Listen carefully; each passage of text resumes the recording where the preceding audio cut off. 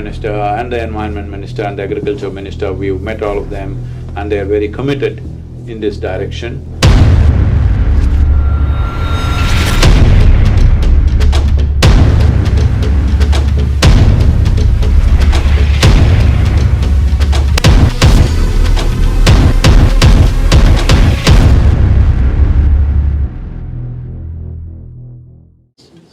Namaskaram, Sadhguru.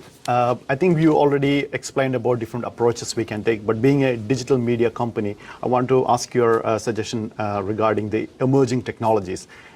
We have been going through a lot of transformations like artificial intelligence, IoTs, robotics and everything. How do you think these evolving emerging technologies helping the safe soil movement going forward? See, any large-scale movement if we have to do, data management becomes an important part of it for effective use of whatever resources we have. I think in that context, artificial intelligence and related technologies will be very useful. Right now, we have this in Karnataka. Karnataka government has given subsidy for every tree that a farmer plants in his land. This subsidy is growth-related. That is, every year the farmer has to take a photograph of the tree and post it on the website. If he posts it on the website, growth-related subsidy, within a few hours, that is within 10 to 12 hours' time, money goes into his account straight away. So now we are encouraging or inspiring millions of farmers to go for this because this is additional income for all of them, and some of them plant only in the boundaries. Generally, we are suggesting at least 10% of your land should be trees. This is not just about trees because trees, if you have enough trees, you don't have to plow the land. The roots will do all the plowing and oxygenation process, and it gives you all the organic content you need, because the organic content can only come from the green litter, from the vegetation and animal waste. Animals have gone out because machines have come into the picture, and trees have gone out because many people thought it will eat up all the fertilizer and stuff like that. Today, if you fly from Delhi to Chennai and look out the window continuously, you will see you're flying over a brown desert. 62% of India's land. Wow. The organic content is below 0.5%. That is on the verge of being a desert. Minimum organic content to call soil as soil is 3%. 3 to 6% is a reasonably healthy soil. But if you raise this organic content to 10 to 12… 8 to 10%, then your irrigation requirements will come down to 30% of what it is right now. Because nearly 2 billion plus people are water stressed, but 84% of India's water is being used for agriculture because of the way the soil is. How much ever water you put, it just doesn't stay there.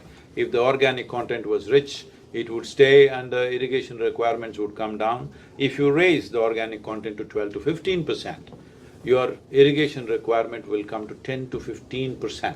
That means if you are right now needing 100 liters, with 15 liters you can grow the same crop. If the organic content was very rich in the soil, that is 12 to 15%. Getting to 12 to 15%, the whole nation may take some time, but a minimum of 3 to 6% is a must. That's what we are looking for in the policy of every nation. Many nations 100% agree with this.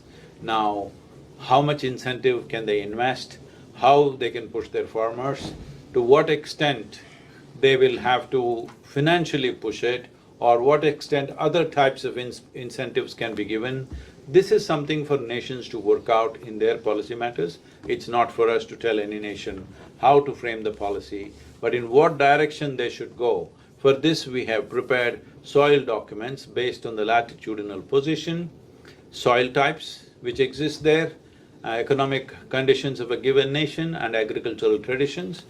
Why agricultural traditions is, you may have all the science that you want, but you cannot change the agricultural traditions overnight. You have to respect and work with that.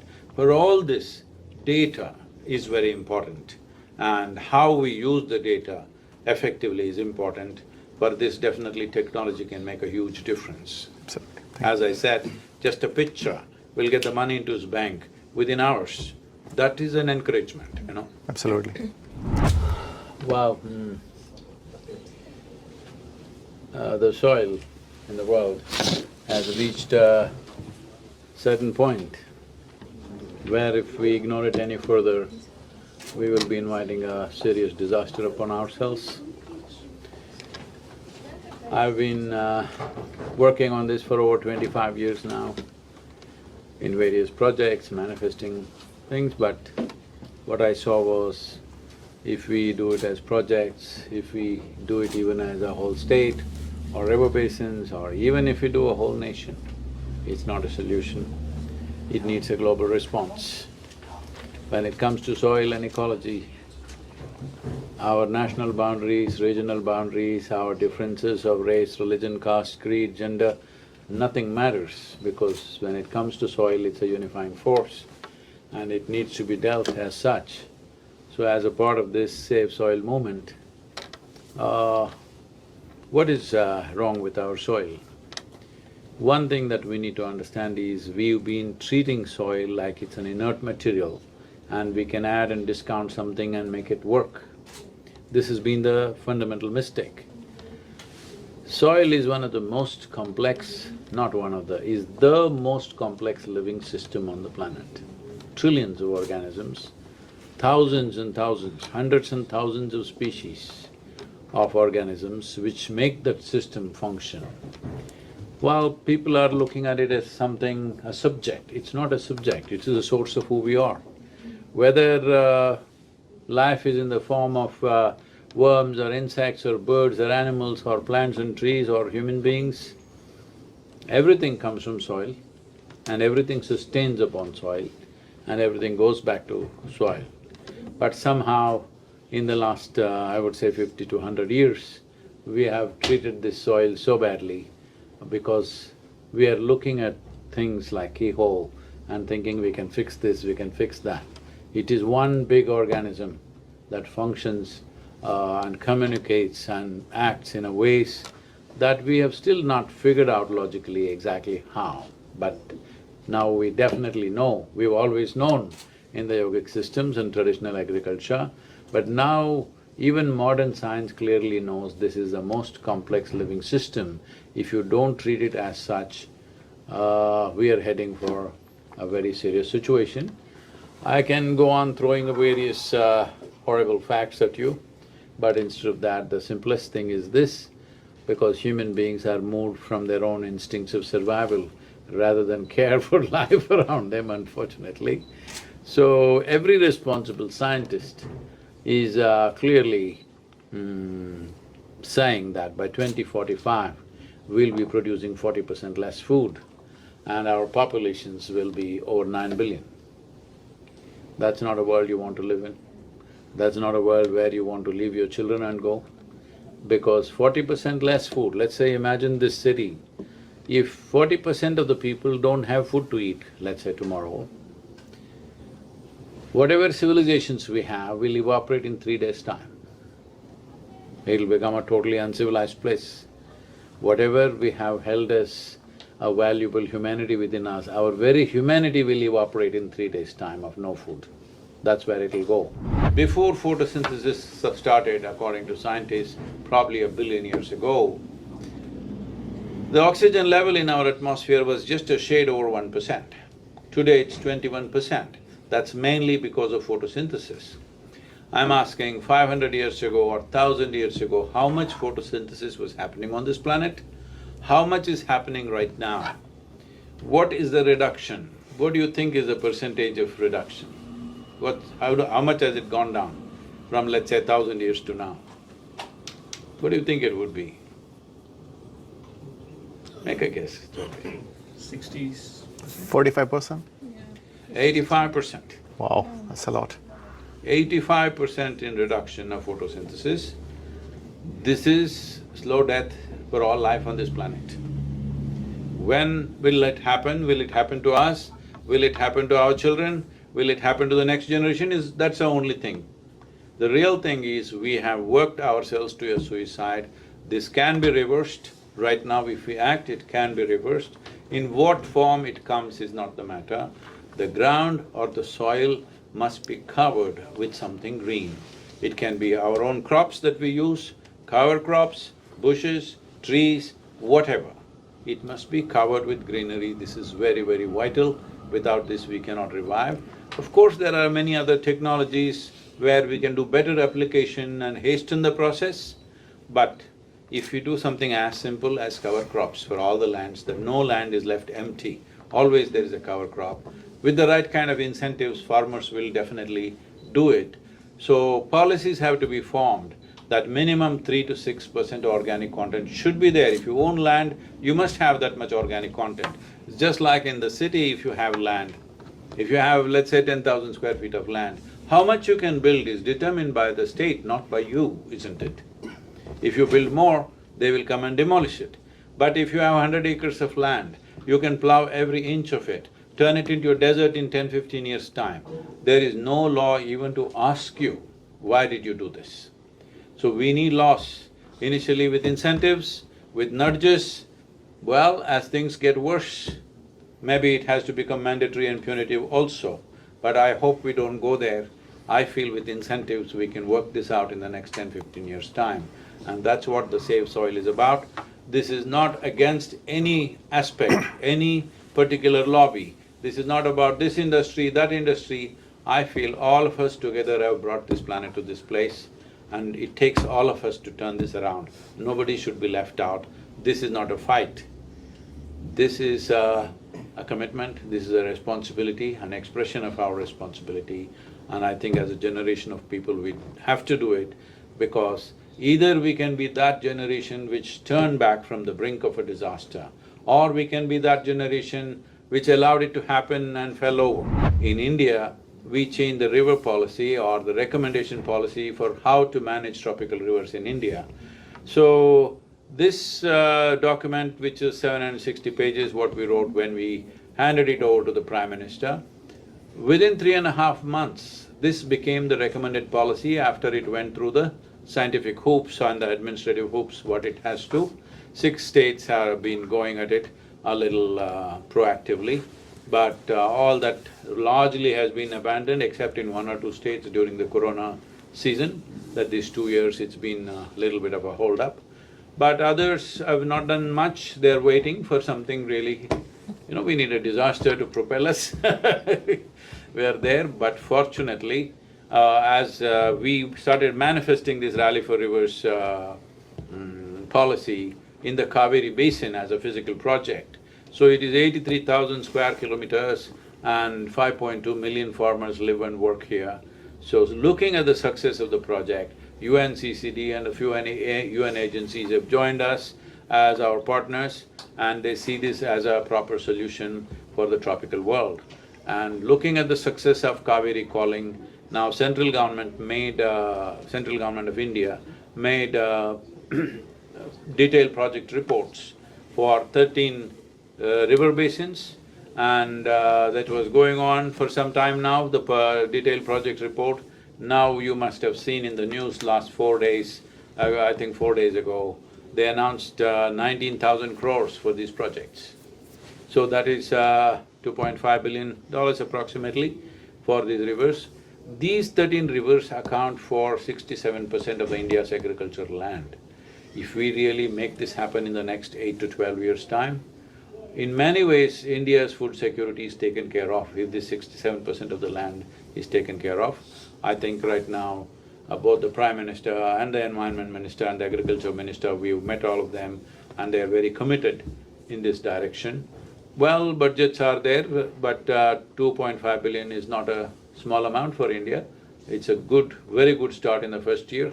I'm sure it'll multiply, and many other private players also can play a role in this in many ways to see how to enhance river basins, because that's how a tropical nation functions, based on river basins. See, right now this movement is focused on policy, because right now somebody is asking you, what can I do? So if I tell them you can fix your garden, you'll roll up your sleeves and start working in your garden. That's very cute of you. I'm not saying it's useless, it's nice, but it's not a solution. Let's say you have 100 acres of land, you fixed that and made it very rich. Wonderful, but still not a solution. Solution is only when it's enshrined in the policy. Because today you may manage your land very well, the next generation may rip it apart. That's what we have done, right? When we say in 50 years this damage has happened, earlier it was good and in 50 years we've damaged it, the same can happen once again. So it's very important that it has to be enshrined in the policy. So when I say it has to be enshrined in the policy, people must understand this, though, it has become the pastime everywhere in the world, maybe not so much in this part of the world. Everybody is a political commentator, giving commentary and everybody else. Let's keep that aside. Our political ideologies, our identities, our race, our religion, our caste, creed, even nationality, keep it aside. This one thing, it needs you as a human being, as a citizen, to express yourself. If policy change has to happen, people have to say, we want this. They have never said that. And they're saying, okay, what can I do, what can I do? You are in a democratic condition, in a country. One thing is a vote. I will not enter that place, that is your private, it's a secret ballot, it's for you to vote whoever you want. But whoever you vote, it is important you tell them soil and ecology are an important aspect. As a part of this, we are writing to 730 political parties across the world because we want to make sure that they include soil and soil ecology as a part of their political manifestos. It has to come there. For this to happen, we want 60% of the world's population to say yes to Safe Soil movement. So they don't have to support me, they don't have to run behind me, no. For next 100 days, they must talk about soil. If everybody talks about soil, soil becomes the narrative, no government, no political party will ever ignore it, because in a democracy, numbers are the only real currency. So that's what they should do right now. Stand up and raise their voice and say it, not in anger, this is not a fight, this is not an agitation, this is not a protest. This is an opportunity for every human being to stand up and express their responsibility as a responsible citizen of this world. If I may add, the relevance for today is a World Water Day. Do you have, because it's tightly interdependent, right? Water, depleted soil cannot absorb water. Well, Sadhguruji, what is your envision for this connection? How do we take it for As I told you, see, one important thing is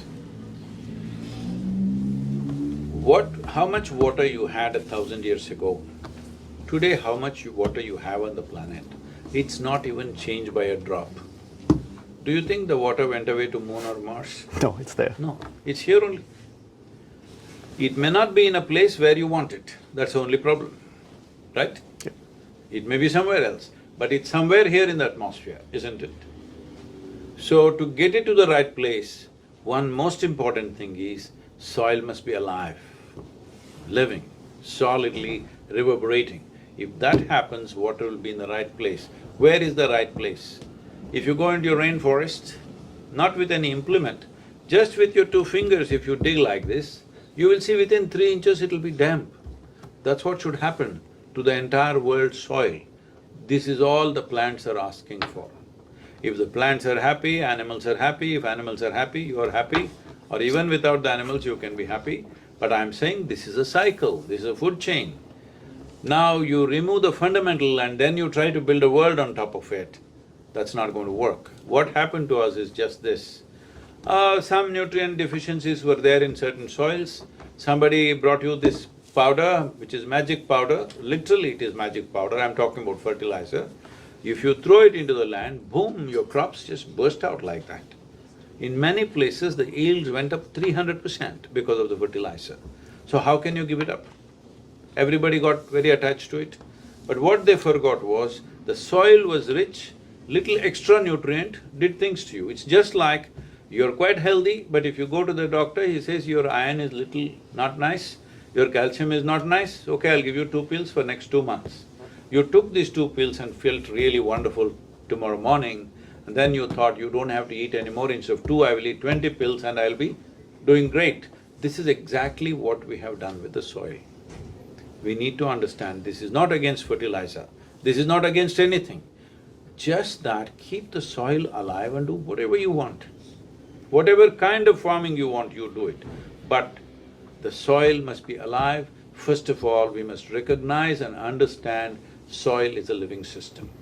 And we must keep it that way and hand it over to the next generation that way, because we are not here for good. Thank you. Thank you, Sadhguru.